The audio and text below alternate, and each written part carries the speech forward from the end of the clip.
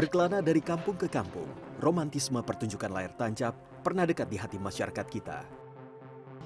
Kehadirannya bahkan pernah memiliki peranan penting dalam perkembangan industri perfilman di tanah air. Meski mulai tersingkir kemajuan zaman, layar tancap belum kehilangan pesonanya. Bagi sebagian kalangan, hiburan rakyat ini tak akan pernah tergantikan.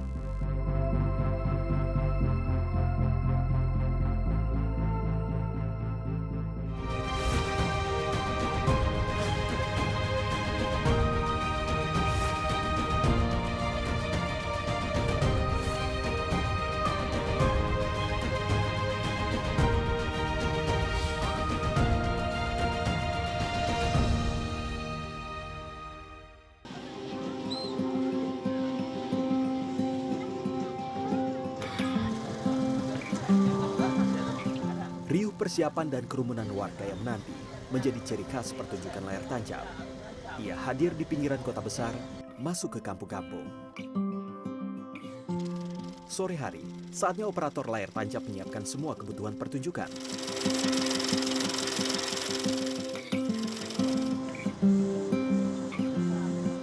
Hingga malam menjelang, riuh suara dari balik layar mengiringi kedatangan warga yang tak sabar menantikan film yang akan diputar di tengah lapangan.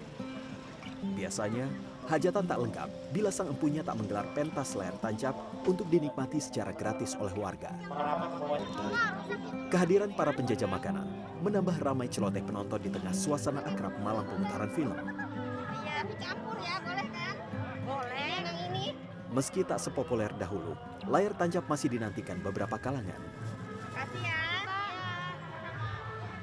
Apa sih yang dirasain kalau nonton layar tancap? Kalau nonton layar tancap, ya seneng aja, filmnya seru. Kumpul gitu ya Bu? Ya kumpul-kumpul gitu ngeliatin teman-teman gitu, ada yang kenal, banyak yang kenal lah istilahnya. Tapi rela jauh-jauh gitu Bu, nonton layar tancap gitu ya? Diajak suami. Seneng aja hobi. Kenapa? Ya waktu kecil kan suka nonton layar tancap. Gitu. Sekarang kan jarang ada, pas ada ya langsung semperin gitu nonton gitu. Jadi Apa sih yang dicari kalau nonton layar tancap, apanya gitu? ya film-film yang zaman dulu gitu kan jarang ada di TV gitu. Jadi kan di layar tancap mah ada. Gitu. Keramaiannya juga tuh? Apanya? Keramaiannya juga? Iya, keramaiannya juga anak-anak kecil gitu rame, musik segala macam.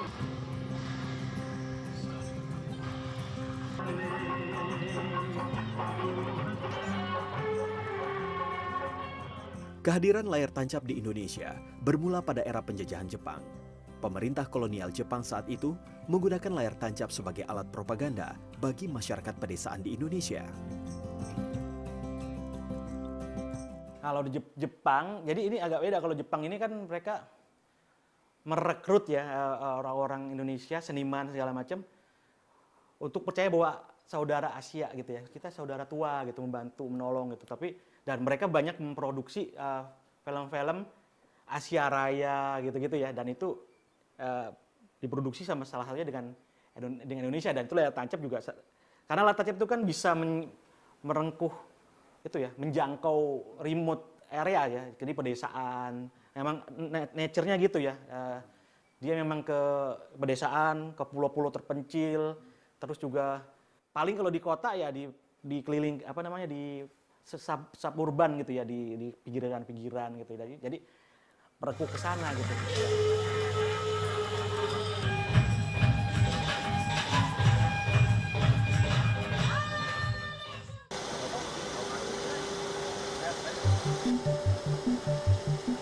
Setelah kemerdekaan, popularitas hiburan rakyat ini pun naik daun.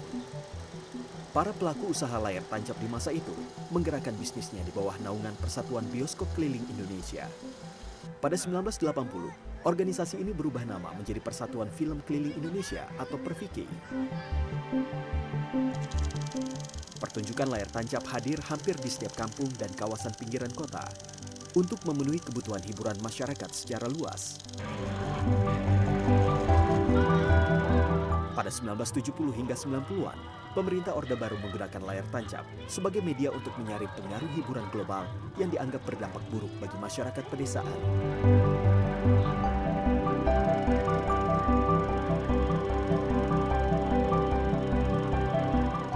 Indonesia tahun 70-an, 80-an, listrik masih jarang, terus koran media jarang, apalagi TV hanya TVRI, dan itu juga belum tentu masuk. Kalau masuk juga hanya di kelurahan gitu ya.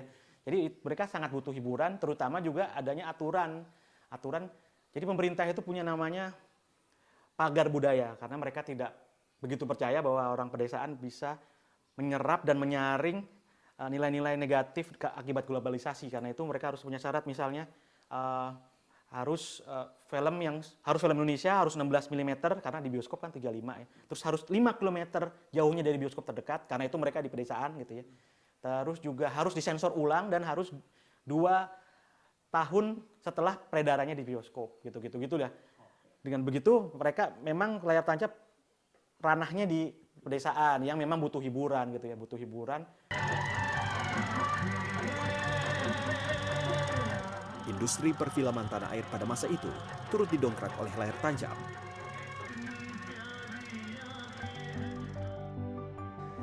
Memasuki milenium baru, pamor layar tancap meredup. Para pelaku usaha pemutaran film keliling ini tak mampu bersaing dengan pesatnya perkembangan teknologi. Susunan acara yang akan kita di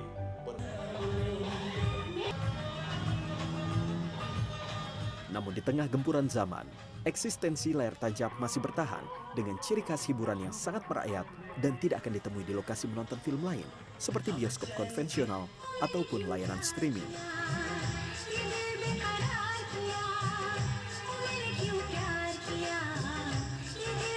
Pertama karena guyupnya itu ya, guyup. Jadi namanya social gathering, jadi kumpul. Kan kalau sekarang ada drive-in atau teater mobil, tapi kan itu di mobil masing-masing. Ya kan? Sebenarnya kan kayak seperti bioskop kan tidak hanya buat nonton, tapi ada ritual kan, ada nongkrong bareng, habis itu makan rame-rame, ngomong filmnya gitu-gitu. Nah, ini lebih merayat lagi kan, karena gratis atau murah.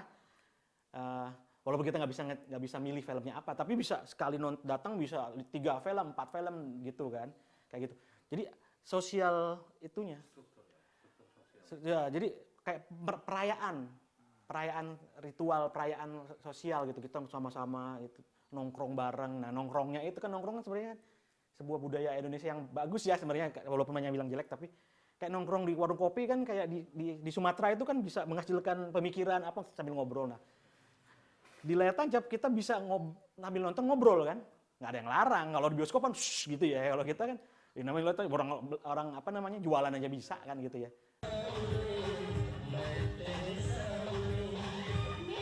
Interaksi sosial yang hadir dalam pertunjukan layar tancap tak bisa ditemui di arena menonton lain. Layar tancap tetap hidup di antara mereka yang ingin menikmati film dengan dimensi yang lebih cair. Nur Ian melihat peluang ini dan berusaha mempertahankan eksistensi layar tancap.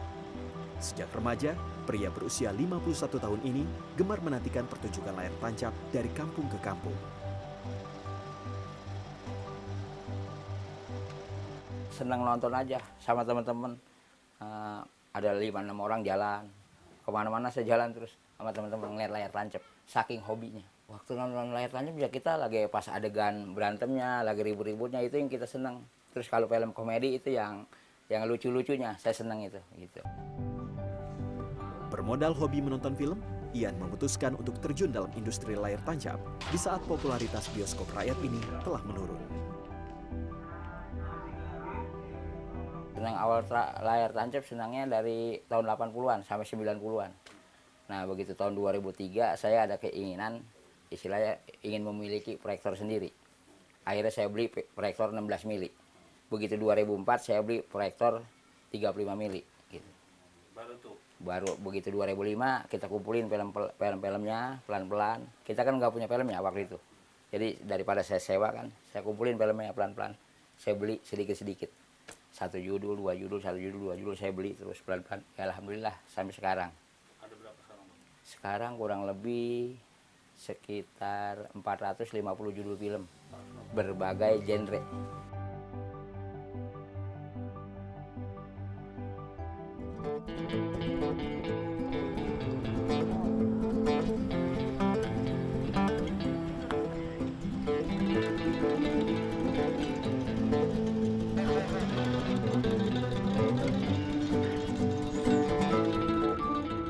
sukanya sih paling saya senangnya kalau udah sampai lokasi, istilahnya kita gulungin film, istilahnya kita masang klise di proyektor sama nyorot ke layar. Nah itu sukanya. Kalau itu senang aja tuh, udah gembira aja, buat nostalgia, wah luar biasa. Nah, gitu. Pokoknya itu nostalgia yang tak tergantikan kalau buat saya.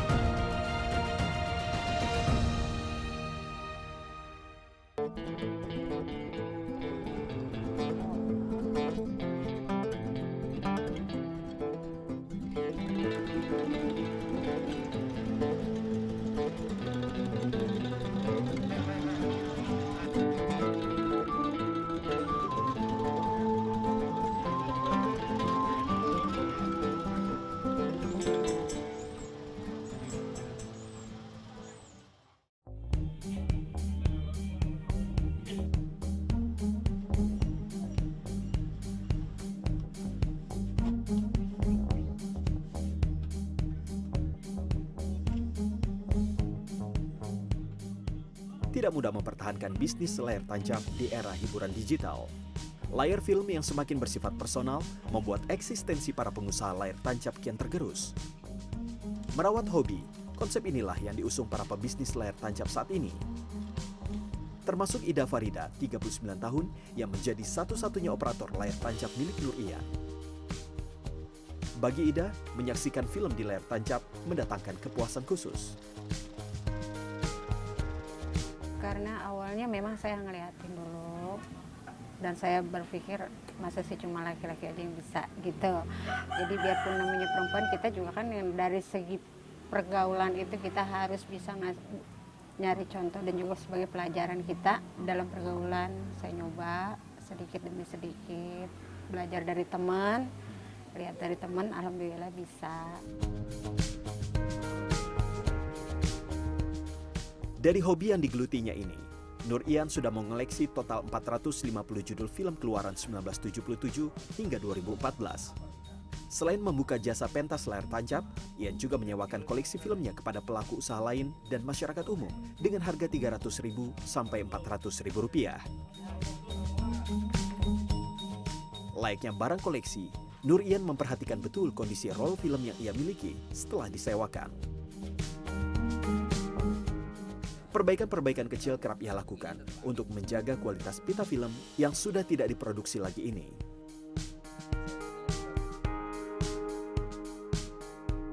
Kita memang kalau si penyewa memang harus berhati-hati karena kan kalau hujan juga kan takutnya kena air apa, jadi mesti naruh filmnya mesti hati-hati di lokasi gitu. Perbaikan apa aja yang pernah Bang Ian lakukan dari koleksi film yang di sini, Bang? Paling ya seandainya film itu kena klise itu kena air atau kenapa, saya sederhana sekali paling memakai minyak kayu putih, saya olesin kiri kanan, saya gulung ulang biar rata, biar yang lengketnya hilang gitu aja.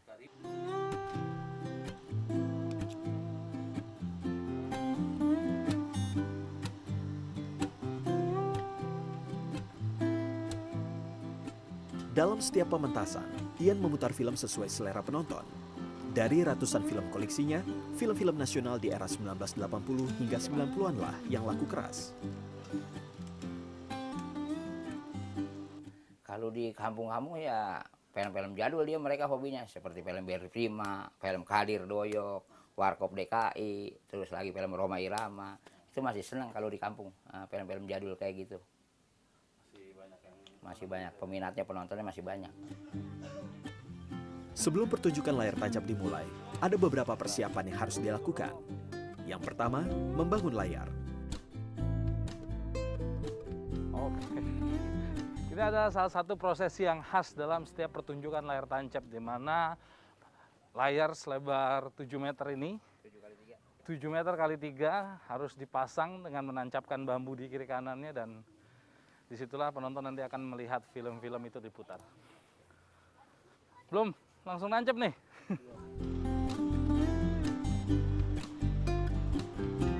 Setelah layar terkembang, operator tidak boleh melewatkan hal penting lainnya, yaitu memutar ulang roll film berukuran 35 mm ini dan menyiapkan proyektor. Keduanya merupakan komponen lawas yang sudah mengiringi perjalanan layar tancap selama puluhan tahun. Diperlukan perawatan dan penyimpanan khusus untuk menjaga kualitas alat-alat ini. Paling kalau 2-3 kali keluar kita ngecek oli mesinnya. Apabila memang dia kering memang harus kita ganti. Terus apabila memang dia kurang ya kita tambahin olinya supaya jalannya normal lagi, nggak terlalu kasar gitu. Komponen paling penting itu berarti oli dalam. Oli, terus spare partnya ya semacam penbel luar, penbel dalam. Usai pengecekan terakhir, yaitu sistem audio, pertunjukan layar tancap pun segera bisa dinikmati oleh penonton.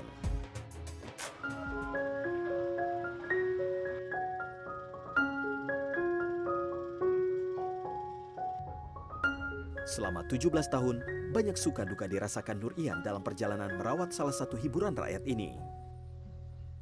Kalau sukanya sih paling saya senangnya kalau udah sampai lokasi, istilahnya kita gulungin film, istilahnya kita masang klise di proyektor sama nyorot ke layar. Nah itu sukanya. Kalau itu senang aja tuh, udah gembira aja, buat nostalgia, wah luar biasa. Gitu. Pokoknya itu nostalgia yang tak tergantikan kalau buat saya. Kalau kita ke lokasi, mobil nggak masuk. Ini otomatis kita gotongin, jalan, gotongin. Kalau ada gerobak mungkin pakai gerobak. Nah begitu film main, tiba-tiba hujan mendadak lebat. Nah itu kadang-kadang bisa bambunya patah, layarnya robek. Itu dukanya tuh. Itu suatu tantangan terberat juga buat saya di layar tancap. Itu tantangan banget. Tantangan banget itu. Apa istilah misbar ya? Misbar, gerimis bubar.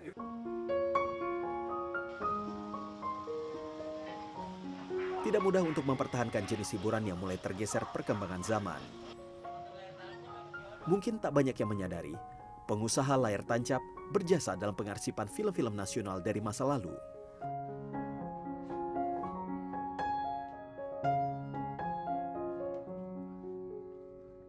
Ya karena hobi dan suka, dan yang harus digarisbawahi adalah mereka para pengusaha layar tancap itu sangat berjasa dalam hal pengarsipan dan pelestarian. Karena film-film lama itu salah satu caranya, saya pernah juga riset tuh, tahu cari di mana film-film lama itu ya kan.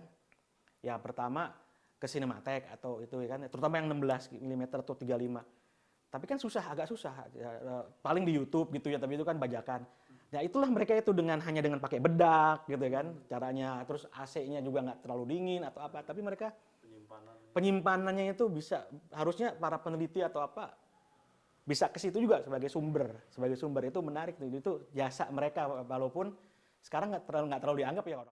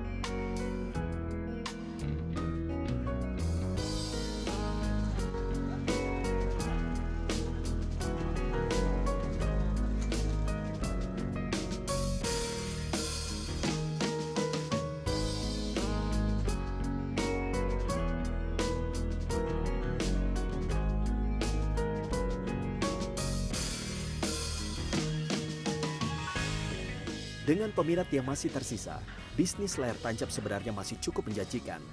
Namun pandemi membuat bisnis hiburan ini semakin sulit.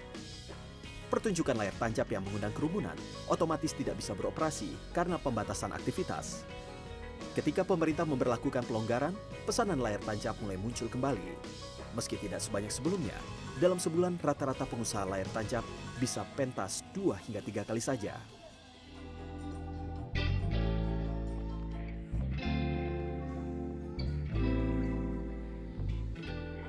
Di masa pandemi, layar tancap tak lagi harus bersaing dengan bioskop teater.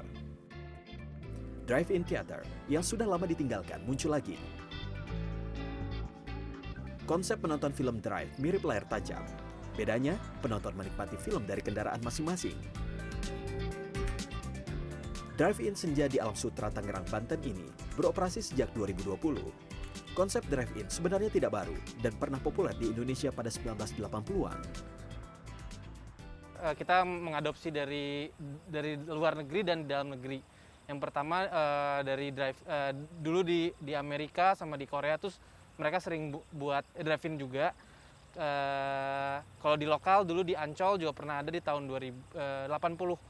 80-an sampai 2000, terus sekarang udah tutup. Nah dari situ kita pengen membuat experience yang dulu pernah ada selama pandemi ini. Makanya kita memberi opsi kepada orang-orang customer-customer di Jakarta, di Tangerang untuk bisa nonton dengan aman dan nyaman. Pengunjung yang datang kebanyakan anak-anak muda yang belum pernah merasakan sensasi menonton film ala drive-in. Pengen tahu aja, nyobain kan baru sekali nih kayak gini, terus katanya serem, setannya kayak di alun-alun Bandung gitu. Anak saya kan suka banget di alun-alun Bandung, jadinya ya udah saya mau cobain di sini aja gitu. Ini bawa anak-anak nih? Bawa anak-anak, bawa ibu saya, bawa kakak saya. Kebetulan lagi nginep di rumah. Jadi bawa satu keluarga iya, gitu ya? Karena kalau sedikit kan takut juga nanti. Oke. Biar seru. Pengen nyoba aja kan, kalau bioskop sama aja walaupun ada social distancing kan tetap masuk ke teater terus duduk di bangku biasa aja. Kalau di mobil kan kayak baru, pengen kayak di luar aja sih.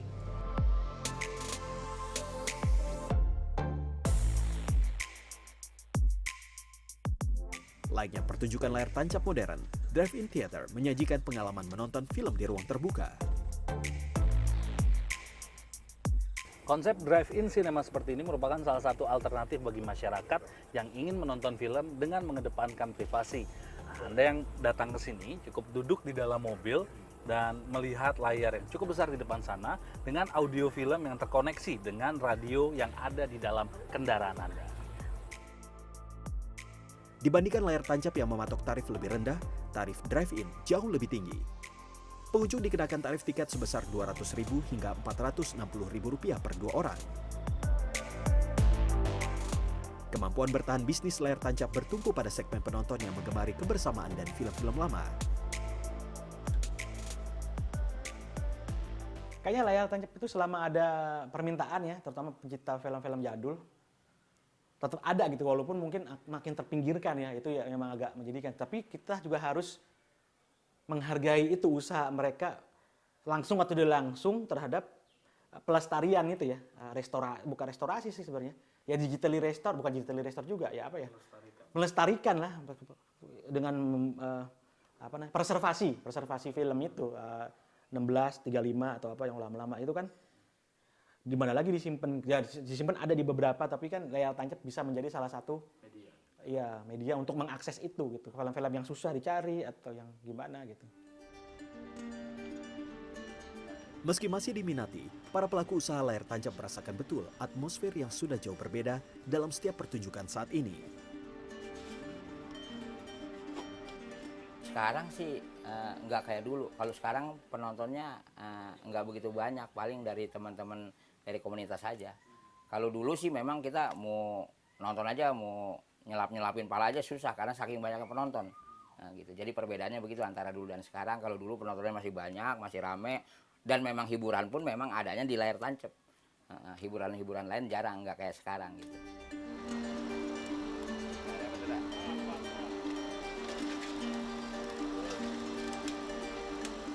Bagi para pelaku usaha, layar tancap tidak hanya menjadi sarana penyambung hidup. Lebih dari itu, mereka bertahan untuk merawat salah satu hiburan rakyat yang mereka yakini sebagai warisan masa lalu. Saya tetap mempertahankan, selagi saya masih hobi di layar tancap, saya masih pertahankan Slow Loy 35 ini. Saya tetap akan berjalan usaha saya di proyektor di Slow Loy 35 gitu. Walaupun di zaman sekarang era digital, kalau sekarang kan udah canggih semua lah. Nonton istilahnya punya kuota aja kita bisa nonton lewat HP. Udah ya, tapi saya nggak merasa tersaing atau gimana gitu. Tetap saya jalanin usaha saya di layar tancap ini gitu. Karena senang ya Bang. Karena hobi. Ya.